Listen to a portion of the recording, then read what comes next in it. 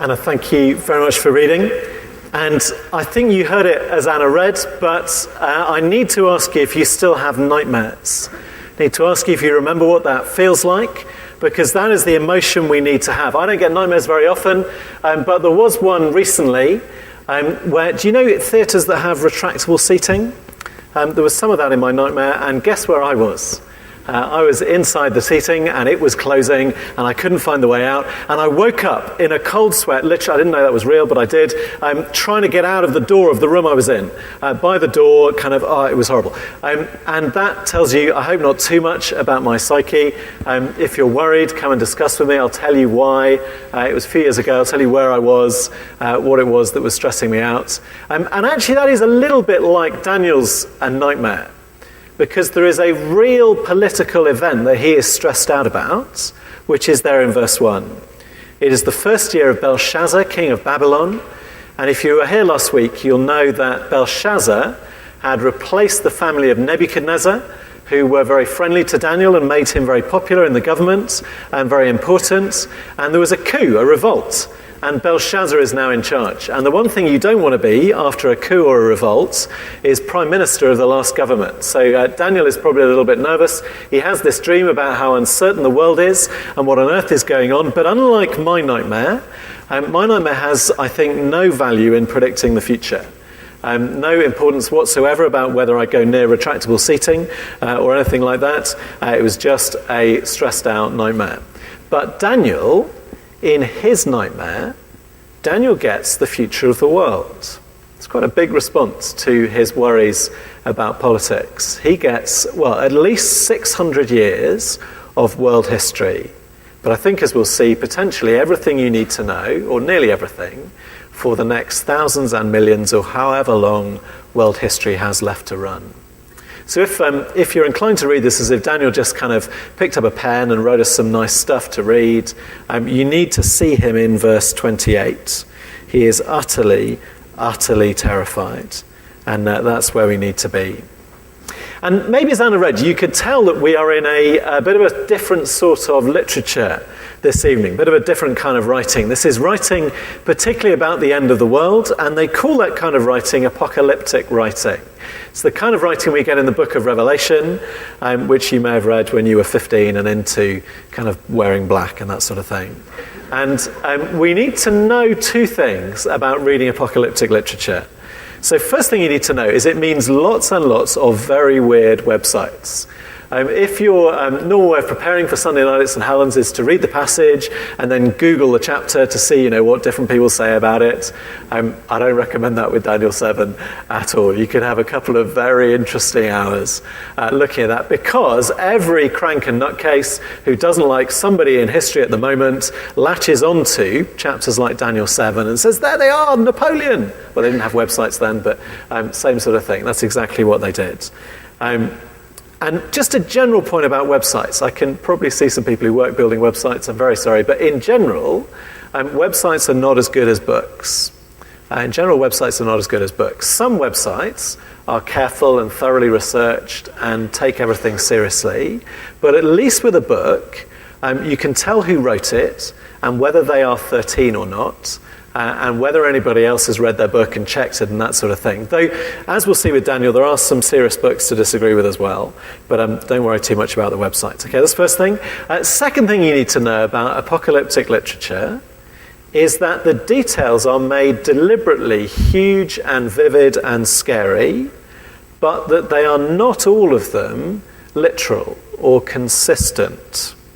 So, for instance, beasts and horns in this chapter, they seem to do triple duty. They can either mean an empire or a race of people or individual kings. And Daniel doesn't seem too bothered about making them mean several different things at once. And that is particularly true with numbers in apocalyptic literature. So 10 that we've got here, that can mean 10, or it can mean everybody, or completeness, or something like that. Or 4 that we've got here, that can mean 4, or it can mean the 4 corners of the world, sort of everywhere. And if you've read Revelation, you'll know the numbers to be particularly careful about are the numbers 6, 7, and 8. So it's just like Sesame Street, but a little bit more scary. So with just half an hour this evening, we need to make sure we get the big point absolutely clear and not get too knotted up in exactly what the 3 ribs in the bear's mouth are, whether that means 3 cities or 3 kings or just somebody had too much to eat at the Chinese takeaway. Okay, so big points, and the big point is very, very easy. I've put an executive summary on there. This is the executive summary for the whole entire rest of history. Certainly for 550 BC until 2013, but also beyond, everything that's going to happen. So verse 17 and verse 18, and the basic summary of those is I've read to the end and we win.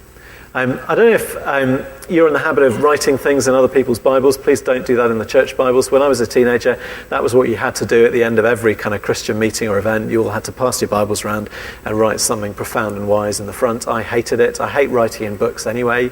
Find that very difficult. But the whole pressure of trying to be wise on demand 50 times was difficult. But a friend of mine called Zoe, she was very good at that. And she turned to the front page where it said Holy Bible. And she wrote, "It's a good book. I've read to the end, and we win." It's a pretty good summary of the Bible. And it is a very, very good summary of this chapter. So verse 16, there's an angel's going to give you the interpretation. And the interpretation is verse 17. "These 4 great beasts are 4 kings who shall arise out of the earth." That's the bad news, Daniel. This isn't just to do with cheese and your diet. This is serious news about world history. And it is going to be scary and unpredictable and changeable and violent. But here is the good news, verse 18.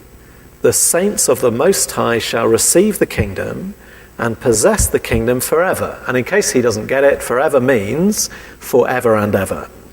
And there are the thousands of millions of years off into the future. I've read to the end, and we win. Or more accurately, Daniel, you've just seen how terrifying the next 600 years of history are going to be. But you have also seen the end. And in the end, we win. Okay, so we've got the big point clear. Let's go with Daniel into his scary dream. There's an outline just inside the fold-out sheets. So point 1 is about rule by men or by beasts, verses 1 to 6. So he sees a storm in verse 2, and if you've ever seen any horror film or any episode of Doctor Who that they've spent some money on, you can put the noises and the sounds in for this. 4 great beasts emerge dripping and snarling from the sea. The sea he has in mind is the Mediterranean, which is the biggest sea he knows. So these monsters are maybe about the size of Sicily as he watches them come steaming out. And each of the first 3 is like an animal. That's our point 1's just about the first 3. You've got a lion with eagle's wings. That's quite frightening, particularly if you like going on open-top Jeep kind of safaris. That's going to confuse you, isn't it, as the lion comes to get you. The second one is a bear who has still got his last meal dripping out of his mouth. He's lumbering out of the sea towards the Middle East, and his job is devouring. And then the third one can do the same wing trick as the lion. It's a leopard, but it also has 4 heads. So it can't get away, and it can get 4 of you at once. If you're not scared, then I'd like to recommend you get some imagination, mainly. What would help with that, maybe, is to go to the British Museum, go in the main doors of the British Museum, turn northeast, and get yourself into the right room in the British Museum for the right period of history we're in, and find one of the enormous stone lions with wings like eagles, and stand close to it and look up at how big it is. And then you need to know that in Daniel's city of Babylon, they lined the main street with loads of those big stone lions to say, we are this important. And the big events of world history played up and down that street next to these huge beasts. And what Daniel has just seen is Nebuchadnezzar's family knocked down, and this guy Belshazzar, who hates gods and is suspicious about people who work for Nebuchadnezzar, he's been marching down that street with his soldiers. That's what's been going on. And for Daniel, the world just looks wildly out of control. And Jerusalem, the place that Daniel cares most about, is right in the middle of the territory that these 4 beasts are going to fight over. When they're fighting each other, Jerusalem is in the middle all the way through for 600 years. What is going on? And whether you feel that uncertainty or not will depend a bit on how long your period of history that you carry in your head is. Whether you think things are okay because the recession's been going for a couple of years and we still seem to be all right, then you won't be too worried. But if you just expand it a bit longer and think how unsettled and uncertain our world is. So 150 years ago, the world was ruled by people with my accent, which when you think about it now just seems a bit funny, doesn't it? The idea of English people ruling the world, Victoria being empress. And then we had 2 world wars and things changed and that was a bit traumatic, and some people who are alive today can still remember it. It was real, it really happened, and now we have someone else ruling the world and they think they speak English but it's slightly different. And who knows where the world is going next? Who knows whether World War III will be fought between Brazil and India, while all the other powers that are in the papers just kind of watch and hope they're not going to step on them too much. Who knows where the world will go? The world can flip and change in an instant. But the point of the dream is that whatever happens, God knows what is going on. God knows so much what is going on that he's able to tell Daniel about it in advance at the really cheap price of only one night's ruined sleep. And what he does is go through a system of 4. It's recognisably the same as the system in chapter 2. So a few weeks ago, Andrew took us through chapter 2 and basically refused to tell us who any of the people in it were, because he wanted to leave that fun little puzzle for me. Thank you very much. And at the bottom of the sheet, I've put a comparison of chapter 2 and chapter 7. And I think how it works is you have sort of 4 contenders for ruler of the world. And they emerge dripping from the sea, or in Nebuchadnezzar's vision in chapter 2, they're different parts of a statue. And just running down the sheet, the first one is Babylon. In particular, that is Nebuchadnezzar's Babylon. Chapter 2 is a little bit like the National Lottery advert, where 2 verse 38, Daniel says, "It's you, O king. You are the head of gold." He is Babylon. Then chapter 5 and 6, we replace him with Cyrus, who is a Medo-Persian. 2 kingdoms, Mede and Persia, put in charge. They're the second ones. Then they are replaced by Greece, which is when Alexander the Great charges across the world, conquering anyone who gets in his way. He ends up in India, I think by mistake, having conquered his way across from northern Greece. And actually chapter 8 has a lot of detail about that. And the leopard with the 4 heads in our passage, that is probably talking about Alexander's 4 generals who replace him. That's why I've put them on the sheet for you, their names. Now, before we move on to our 4th contender, just look at these 3. The 3 that, at least they're countries that Daniel would have heard of. Places he knows about. He knows about Babylon.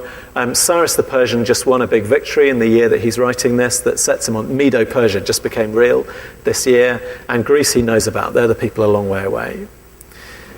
We need to notice the strange way in which Daniel rates them, measures them, because that'll help us understand what happens next. And each one is rated on how human they are or how beastly they are. I don't know if you noticed that. So Nebuchadnezzar in verse 4 has this weird thing where his wings get ripped off and he's made to stand up on 2 feet like a man, and the mind of a man was given to him. And maybe if you were kind of thinking there's going to be a fight and you were offered the choice between being a lion with eagle's wings or a human being, you might choose the lion with the wings, I think.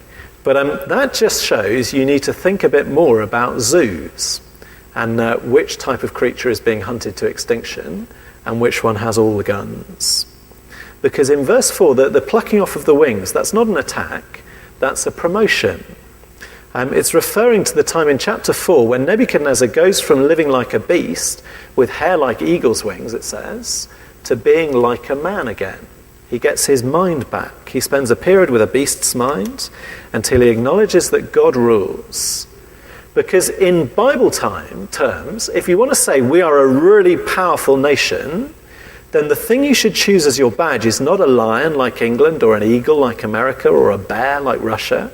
What you should choose is the species with undisputed power on this planet. What goes with rule is humanity. It may look feeble when it's just 11 stone of scrawny pink flesh, but the lions, the leopards, and the bears, they would swap places in a second if they could even understand the question. So the issue is, which one of these beasts is more human? And Nebuchadnezzar does best, he wins. And that is a major, major Bible theme, because right back in the beginning of the Bible, at Genesis chapter 1, God made the world out of a big empty ocean, a lot like 7 verse 2. And he made it into an ordered creation full of animals and beasts. And then he said, what we need is rule over this. The Bible thinks that rule is good. The Bible recognizes that tyranny and dictatorship can be like an animal eating you. The Bible's not trying to hide that truth. That's here in the chapter. But says that the answer isn't get rid of rulers and all be independent and free and happy. The answer is to get a real ruler, a good ruler who can rule us properly. And what the Bible does in Genesis 1 is give that rule to the best possible candidates, to people made in the image of God, male and female, who are able to be like God to the rest of the world. They're able to look after the world, love it, care for it, rule over it.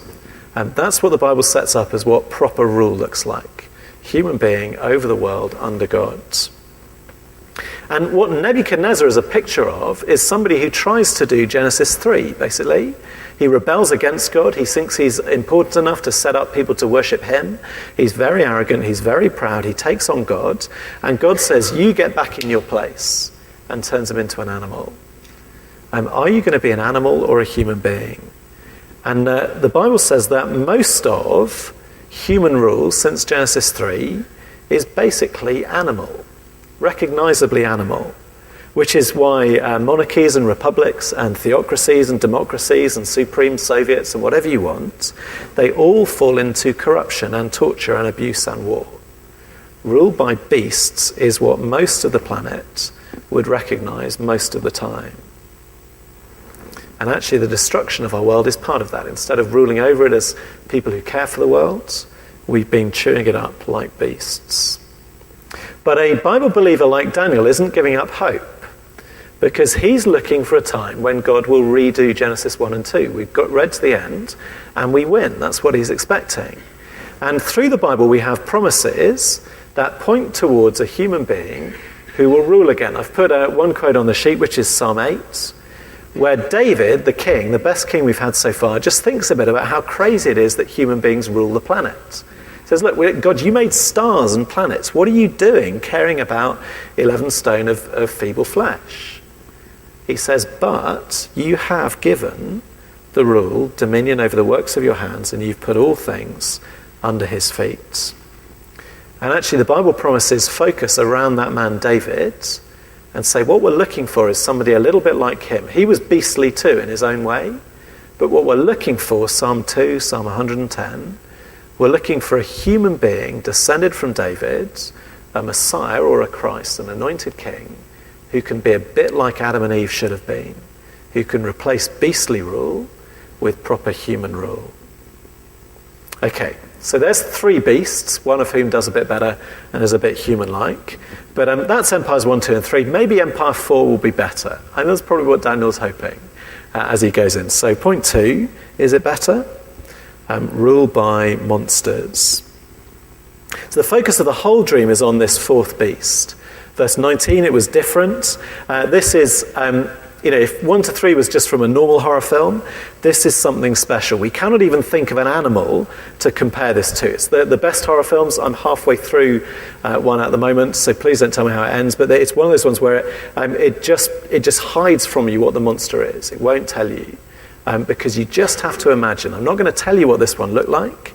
It's just terrifying, verse 7, and dreadful, and exceedingly strong. Not like a lion, they're too cuddly. Not like a bear, they're too sleepy. Not like a leopard, they're too easy to tame. This one has iron teeth, and it can chew up, destroy, and trash the rest. Contender number 4 comes out of the sea, and he tears apart all of the others, which, if you remember, we're talking about the Mediterranean, and these beasts are huge. What we've just done is cover the nicest beaches in Europe in bits of blood and entrails and guts and all of that as he kind of gets his iron teeth into it. Now, given that we've gone Babylon, Medo-Persia, and Greece, This fourth one can only be Imperial Rome, which I've put on the sheet. And again, your imagination may need a bit of help with this. So my view of Imperial Rome came from school trips to Roman villas in the south of England, where normally near the exit there would be a podgy man in a suit of Roman armour that he had made himself. And he would be pretending to be a legionary.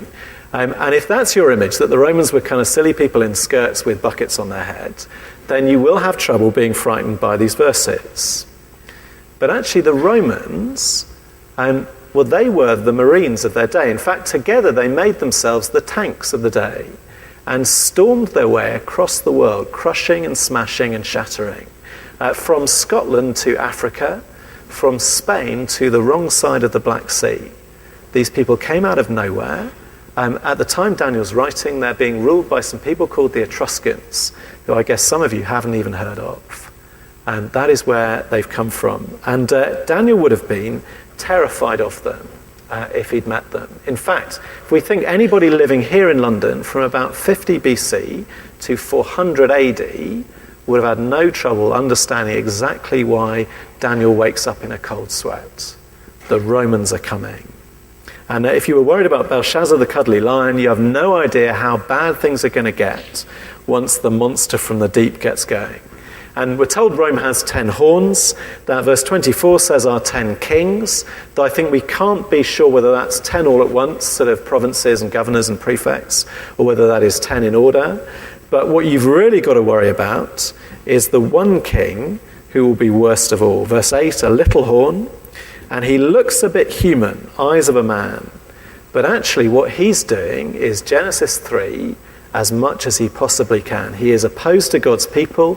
He's more violent than Belshazzar. The mouth speaks great things, and that doesn't mean lovely poetry. It means he boasts about how great he is, greater than God. Verse 21, it made war with the saints, and it prevailed over them. Again, remember, Daniel is not getting this in a book. He's getting this in a nightmare. So Daniel has to watch, poor Daniel, as the scene shifts to the Roman army marching into Jerusalem, the city that Daniel cares about most of all, and his people, who Daniel loves and just can't wait to be back in Jerusalem. That's the promise they're counting down to. Daniel thought probably we were 10 years away from the return of the Messiah, the end of the world, and God's people being happy and safe. And Daniel has to watch as hundreds of years in the future, after 3 more empires, they march into Jerusalem, and God is going to allow them to be attacked. And Daniel has to watch it happen, which is where we've picked up a very, very big theme of Daniel we're going to come back to in May when we get to chapters 8 to 12. The big shock of chapters 7 to 12 begin here. Because the future of the world is going to be a place in which God does not do Daniel chapter 3 and does not do Daniel chapter 6 all of the time. So in Daniel 6 last week, Daniel was brave and Daniel trusted God, and when the king threw him to the lions, God rescued him and Daniel went home in triumph.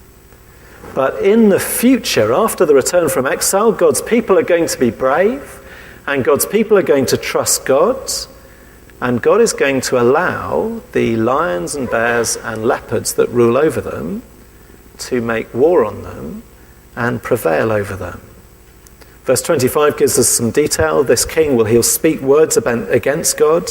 He'll wear out the people of God. He'll throw out the law of God.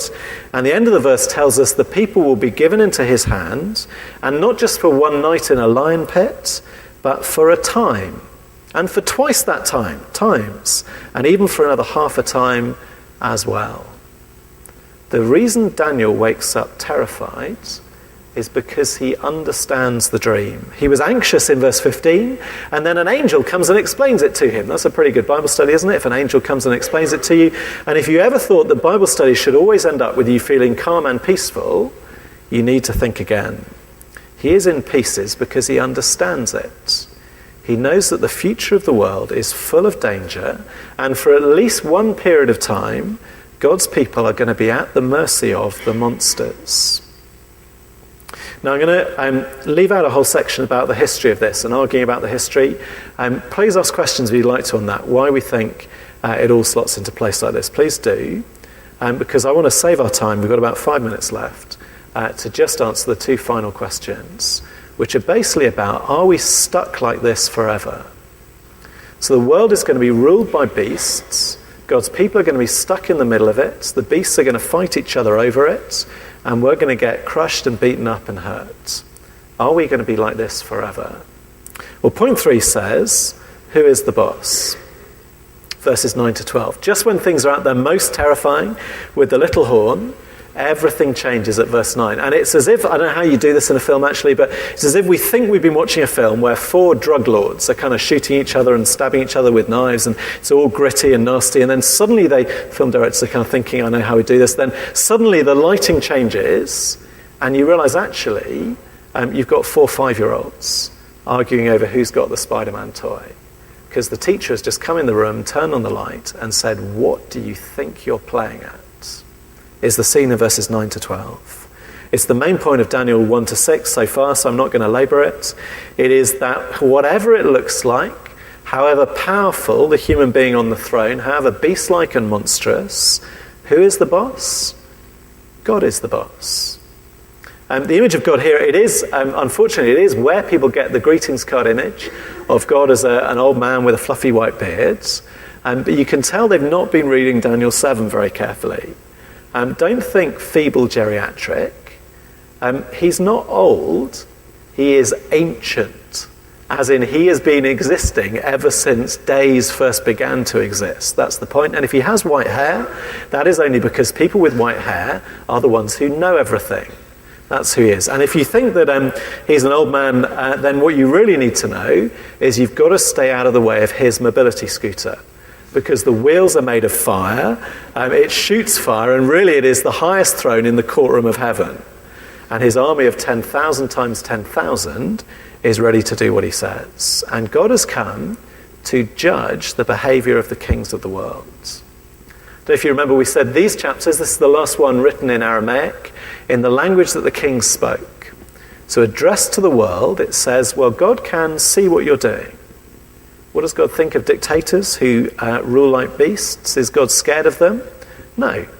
In Psalm 2, he laughs at them. You think you're big and strong, you think you can take on God, and God just finds that funny. Because 9 to 12, God sets up his throne, he sits down, and he judges the rulers. The little horn is still kind of chuntering on, and God is able to kill it, destroy it, and burn it. So who is the boss? God is the boss. But what will the boss do? What will the boss do? Point 4, which is the thing that chapter 7 gives us, chapter 2 gives us, that 3 to 6 didn't. What the boss does is produce a fifth contender, and this one is like a human being.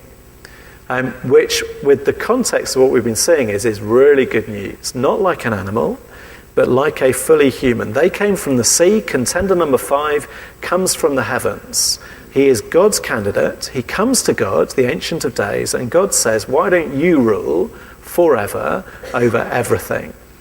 And actually uses all the language we've been using for God throughout this book. And that is how the rescue of the people happens, verse 18, 22, 26 to 27. This one human being takes control of the kingdoms of the world and looks after all of God's people. And this one is one like a son of man, which is just a phrase that means human being. In Daniel 8, verse 17, Daniel is called son of man. But here it is the particular human being who will rule the whole world. The one we've been waiting for since Genesis 1, the one we've been waiting for since Psalm 8, since David, someone in David's line to rule the world properly. And the order is just the same as Psalm 2, actually. I think Psalm 2 is what lies behind this. You have the nations of the world against God. God arrives and laughs, brushes them away, and then God does the thing which will make sure he will rule forever and win, which is that he puts his king, his son, in place. Psalm 2 verse 6 says, I've set my king on Zion, my holy hill. And in the wider picture of everything that God's ever done, it's really clear who he's talking about, isn't it? We're looking for somebody who's going to rule the world, who comes into the world while the Romans are in charge, who is given eternal rule, who is a human being perfectly, without sin, without anything beastly in him, who stays underneath God the Father's rule, acts as his perfect son, and is given authority to rule the whole world. Just notice, if you're reading Mark's Gospel maybe, in the small groups, just notice what we've done with the way Jesus keeps talking about himself. We're talking about Jesus, sorry, should make that clear. Jesus calls himself the Son of Man throughout Mark's Gospel. I wonder if anyone's ever said to you, or you've ever wondered, where the Son of Man isn't just Jesus trying to say, I'm just a human being, just like you. Don't get too carried away, don't worship me, I'm not God. Well, with Daniel 7 open, yes, it is. It just means human. That's all Son of Man means. It's human. Jesus saying he's a human being. But actually, Jesus is very pleased to be a human being. Because the human being that Jesus thinks he is the second Adam. The human being who is going to rule the planet forever. That's the one Jesus thinks he is, the perfect human being. And by the time Jesus starts using it at the end of his life, it's very, very clear what he means. I put Mark 13 and Mark 14 on your sheet. Mark 13 is Jesus' own apocalyptic chapter, where he explains that even though he's arrived and God is going to make him king of the world, there is going to be another delay full of beastly rulers and persecution before he comes again. And then Mark 14, I love above all. Mark 14, Jesus is on trial by human beings who think they're stronger than him. They think they're going to they are going to kill him. They think they're more important. And they say to catch him out, are you the Christ, the Son of the Blessed One? Hoping he'll say yes and they'll be able to kill him for blasphemy. And Jesus says yes, but he doesn't go to Psalm 2 where they're going. He goes to Daniel 7. He says, do you know what sort of Son of God I am? Do you know what sort of king I am? I am the one from heaven, the one who came on the clouds, he says, and you're going to see me again. You're going to see me again when I come back to judge all rulers, including you, the ones who are about to kill him. I will be in charge, I will rule forever, and you are going to really regret this day in court. Basically, Jesus says to the people who've just beaten him up and are about to kill him.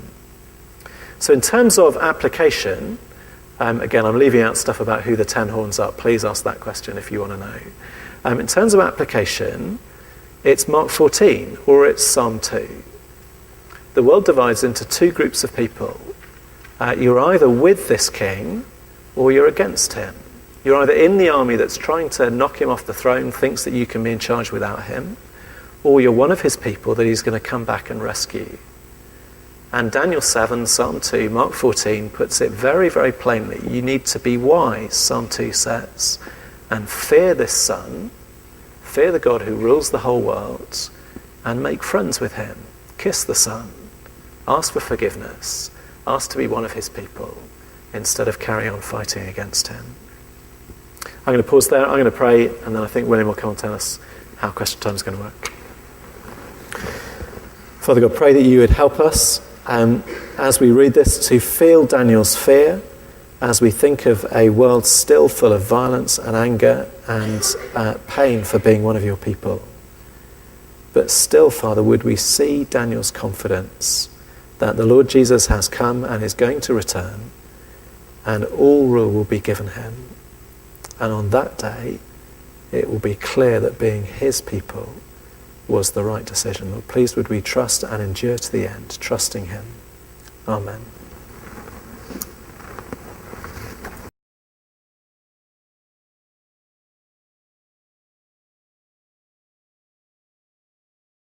Horns is first. Right, let's go. Never have I been given so many scrappy little bits of paper. I mean, what is going on with us here? Look at this. People have taken off dog-eared old bits of fag packets and you know what. There we go. Thank you. Okay, I think that'll do on the questions. If you haven't done your question by now, I'm sorry, that's it. We got enough, more than enough for the next 10 minutes or so. Charlie, you wired up?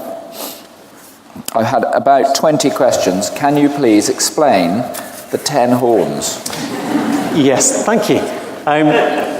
So I think there are two options, which I've tried to put on the sheet. So I think from chapter 2, it's really clear that while the Romans are in authority, the stone comes that grows and becomes the ruler of the world. So Jesus comes during the Romans. I think clearly the same in 7. But there are two options for when the 10 horns and the 1 horn comes. One option is they come before Jesus' first coming. The other option is they come before Jesus' second coming. that make sense? So we know from chapter 2, Jesus, Romans, off, but in chapter 7, we cover the whole period to the end of the world. The saints will be rulers of the kingdom forever and ever and forever and forever. So we're covering the whole period. When do they come exactly? And I don't think it is absolutely clear. And Christians have disagreed about it. So a whole bunch of Christians have thought that those 10 and then 1 come just before Jesus' second coming. And that obviously opens the door to the crazies, because then you can look through modern history and choose whoever you want and hate the most as your little horn person. So Napoleon and whoever it is the person you pick, and off you go. But also actually lots of sensible people have thought that. Lots of heroes of the faith that you'd have heard of and respect have thought that. Luther, for instance, thought that's what was going on. And if you want to know who Luther thought the little horn was, you should have asked that question. But okay, if you can't work it out, actually, then come and ask me afterwards. But I think probably the 10 and the 1 come before Jesus, or around the time of Jesus. I think that makes more sense. And if you want a big name that thinks that as well, that's what Calvin thought. So if you've got Luther and Calvin, at the time of the Reformation, they're divided on this. And I think that means probably the little horn is the Caesars. Probably more than one person. So the big, most megalomaniac rulers of the world. Probably the most dramatic ones we've ever had. They thought they were God. They had people worship them. They were ruling when Jesus was born. They were ruling when Jesus was killed. And those are the ones who march into Jerusalem, destroy the temple, burn it down, kill thousands and thousands of Daniel's people, the Jewish people, and bring Jerusalem to rubble. So I think probably that's what we're talking about, sort of around the time of the first coming of Jesus. But I think there's options for Christians. Thank you very much, Charlie. What I'm going to try and do is see if we can get as tight, succinct as we possibly can. So, because we've got a lot of questions here. So, why are the events so Jerusalem focused? How do you teach this and make it relevant to the rest of the world, especially Aboriginals and so on? Yeah. You have to go quickly on the questions too. So I think that is because of the place that Jerusalem has in world history. So in the Old Testament, Jerusalem was where God put his name, where his purposes were, how you know him, how you be his people. Jesus comes, dies there, judges Jerusalem, said Jerusalem won't be that place anymore, because what we're going to do is build a heavenly one, that Revelation 21:22 will come down from heaven and will be the place where the people of God live. The one in Revelation is as big as the Mediterranean, if you look at how many miles it's measured to. So we're no longer fixated on a geographical place in Israel. We're fixated on a future city that is coming when Jesus comes back on the clouds to rescue all his persecuted people and take them there. So the way to apply it to the rest of the world is, are you going there? Are you going to be in that city? Are you with the king of that city? Not so much about, should we back Israel or Palestine or whatever today. I think that question is open for Christians. How do we know that 2 and 7, chapters 2 and 7, are talking about the same thing? Thank you. I think, yes, thank you. You do a bit of kind of parallel, so a bit of weighing up. Daniel 2:7 is a kind of repeated thing. It's a double. So 2 dreams, 2 life-threatening situations, 2 kings who get taught a lesson in the middle working outwards. So they're definitely parallel. They're so similar, 4 kingdoms in each one. And also just some of the details. So chapter 8 takes us zoomed in to the Medo-Persians and the Greeks and names them both, and does things like, we mentioned the Greek king who charges across the world and is replaced by 4 kingdoms out of his kingdom, each one not as powerful as him, which just fits the history so well. That has got to be Alexander's successors. So I think you can take that backwards and forwards. You've got Nebuchadnezzar definitely pinned in from chapter 2. You've got the Medes and Persians pinned in by that, and the Greeks from chapter 8. So you've just got to say, okay, we've got 1, 2, 3 the same in each one. Pretty sure that the 2 with the iron bits in both of them, they're the same ones. Thank you very much. Now, this is a key question. Both Nebuchadnezzar and Belshazzar boast proudly, yet Nebuchadnezzar is given a chance to repent and see his folly, whereas Belshazzar is killed. Am I missing a difference? If not, what's the significance? Yeah, I don't think you are. In fact, there are other places in the Bible that are very, very rude about Nebuchadnezzar. And actually, Belshazzar is in some ways just a spoiled brat. His dad can't be bothered being king, so Belshazzar is put in charge. He's probably quite young, and he struts around thinking he's really important until he's conquered. Whereas Nebuchadnezzar had stomped across the world, conquering everybody, saying he's really important, and had actually personally destroyed Jerusalem, which is quite a bad thing to have done on the scale. So Isaiah has some pretty fierce things to say about him. And other bits of the Bible, so maybe not Isaiah, other bits of the Bible. So I think what we're saying is God can rescue absolutely anybody and whoever he wants to, which is quite an unsettling thing, isn't it? For particularly the normal British understanding, which is that probably God rescues good people who just needed a bit of polishing and pushes down people who are so bad anyway they were beyond hope. Now again, Nebuchadnezzar, if you pick anybody in this period of history who is beyond help, it's Nebuchadnezzar. Arrogant, proud, worship me and my statue, smashing Jerusalem, killing loads and loads of people. Again, I think Sachi slightly ducked it, whether he's converted or not, whether he'll be in heaven. Clearly, though, in the shape of Daniel, God is very merciful to him, gives him a chance to repent at least of his local sins. Whereas Belshazzar, you're quite right, he one night, he's had it. I think that is, God, to anybody who thinks they're bad, too bad to be rescued, God will have you. God will rescue you. God would love to forgive you. Humble yourself, kiss the Son, make peace with him, you be forgiven. To anybody who thinks that God only wants good people and you're good so you're okay, well, you've got people like Belshazzar or the rich fool in the New Testament who one night God says to him, time's up. This very night your soul will be demanded of you. And none of us knows when that will happen. So whatever situation you're in, you need to get at peace with the Son. We get similar things in Acts, don't we? We have, one person who is killed. You see Herod, and then you see James at the beginning. You see similar sort of things, and you can't quite answer why. You think, why is it? And actually, it's in God's hands. Yeah, or Paul, who goes from persecuting the church to being one of God's great servants, and says basically he has no idea. What a stupid thing for God to have done, he says. Pure grace and mercy. That's right. Why such certainty that the fourth beast is Rome? Do you think you've answered that? I'm happy to say just a little bit more. Those of you who read big books or websites will know that, and Sachi told us about this earlier on in chapter 2, there's huge fight about when this book was written, because if you don't believe that God can predict the future, you're going to be very, very unhappy about a chapter like Daniel 7, which predicts the future. So what they do is they say that probably it was written a lot further on into history. But they can't go all the way and put it after the Romans because of inconvenient things like copies of Daniel lying around and people quoting and that sort of thing. So they have to push it back into the Greek periods, and one king in particular who we'll get to know very well in May when we get to chapters 8 to 12, who is talked about a lot. But the trouble is, to do that, you have to smudge those 500 years of world history onto 4 empires. I'll tell you the way they try and do it, so the other option for who Rome might be, and I think you'll see why it's not very convincing unless you're already committed to the fact that God can't predict the future. So they would say that Babylon is the first one. They'd say that Greece has to be the fourth one, which is a bit of a shame because all the stuff with the splitting into 4 is all on the third one, but never mind about that. So we'll make Greece the fourth one, and then, oh dear, we need 2 in the middle.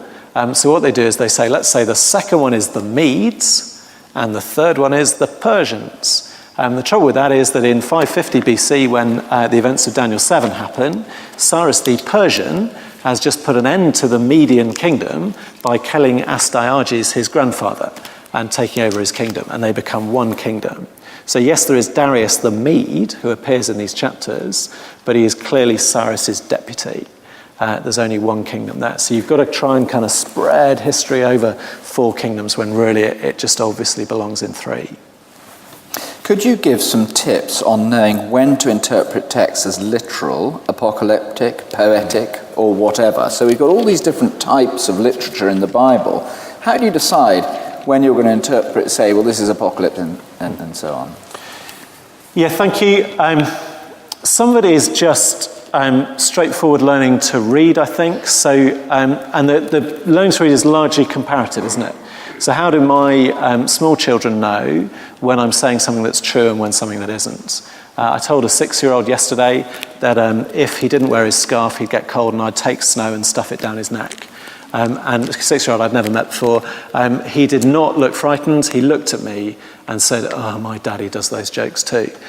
He has a kind of wide understanding of that repertoire of dad humour in which to evaluate the statement that I'd made. So I think that's what you just read, similar types of stuff. So read lots of apocalyptic. There's Jewish apocalyptic, there's bits of Old Testament apocalyptic, there's bits of New Testament apocalyptic. Read it, get to understand how it works and the rules it works under. Sometimes that is easy, sometimes that is hard, but the kind of thing of trying to work out how it works is the big thing. Then, second thing, look for the main points. Again, that's why I took us to 17 and 18, first of all. So if we come out of this rejoicing because it's never going to be hard for us, because we've somehow twisted the tens and the ones and everything's going to be okay because we are now into the time of ruling, then you know probably we've got it wrong. This is saying trouble and persecution for the church and for Christians until Jesus comes back and rules everything. If, however, we end up really discouraged and despondent and the world's out of control and God doesn't know what he's doing, then we probably got it wrong. And then within that, we're working towards what we think each detail means. And always you use clearer bits of the Bible to help you work out what less clear bits mean. And actually, the book of Revelation, Mark 13, places like that, pick up the ideas Daniel is talking about. So you'd want to lay all of those scary chapters out together, which is what I've been trying to do for the last few weeks, and try and get to what you think this is saying, which is, again, why I tried to go for the main things tonight and leave some of the details. And very helpful just to remember that the apocalyptic literature, as I think you're intimating there, is found within the context of the whole canon of Scripture. So it's not just that we've got a few pockets of wildly vivid imagery that we attach our own. Actually, we are interpreting within the wider picture of the whole Bible. So Genesis 1, Psalm 8, Psalm 2, that's all the build-up to what we've got here. Thank you. And the Gospels and the narratives. Yeah, thank you very much. That's extremely helpful. Just 2 more questions. Is it really legitimate to allude to Psalm 2? Isn't there a big difference between the Son of Man and the Son of God? That's a very helpful question. Thank you. No, I don't think so. So I think when, and again, if you have Muslim friends or Jewish friends, what they'll say to you about Psalm 2 is you misunderstood when it says Son of God, that means human being. It doesn't mean divine. And again, in a sense, they're sort of 80% right. Son of God was a title given to David. David was a human being. I hope that's not a shock to anybody, who was treated as God's son. So Psalm 2 actually is very, very close. That isn't a difference between Psalm 2 and here. And the order in which stuff happens is exactly the same. Rebellious human powers, God who finds it funny and knocks them over, God who responds by establishing his king. What we then do is say, well, so hang on, who is this perfect human being who's able to do what Adam couldn't do, who doesn't seem to be affected by sin or the fall, doesn't seem to be corrupt in any way, who seems to have, seems to be a suitable person to be given all rule and authority over all kingdoms forever. That's quite a hard job. That's basically what went wrong with David, is he wasn't quite up to that job description. He didn't live forever, he didn't get everything right, his children didn't live forever, didn't get everything right. It all went worse and worse and worse. What we're looking for is somebody who can be king perfectly and live forever and rule forever. And it's in the New Testament, I think, that as we interact with Jesus, they go, actually, interesting, when we say Son of God about you, it seems to mean a bit more than we thought it did about David. So we've just been studying in Mark Carmel, at least in the group I'm in, we've just been studying the very end of Mark 12, where Jesus says, that's Psalm 110, when they say that the son must be, the Messiah must be David's son, they're wrong about that, because he's not son as in less important than David, because Psalm 110 says David will worship him and serve him. So actually, as you trek through the Gospels, you see Jesus calming a storm, and you think, wow, we're not with a human being, we're with somebody who, Genesis 1, created the universe and the seas. And you track through and you get to the end of someone like Thomas at the end of John's Gospel, who sees a man he knows was dead, walking around saying, go on, poke me if you're not sure. And Thomas does the obvious thing and worships him, my Lord and my God.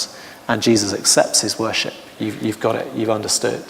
That's the kind of Son of God I am, really, Son of God. Thank you. Could we then, we've talked about specific periods of history, but general principles which supersede the whole thing and therefore are applicable throughout. Could you give us a one-sentence summary that we can go and be thinking about and talking about over supper now? What is the one-sentence summary of the key principle that you're wanting to lodge with us, or you think Daniel 7 is? Yeah, I'll need a couple of sentences before the sentence, which is that apocalyptic literature tends to set up typical things that you'd expect to see repeated through history.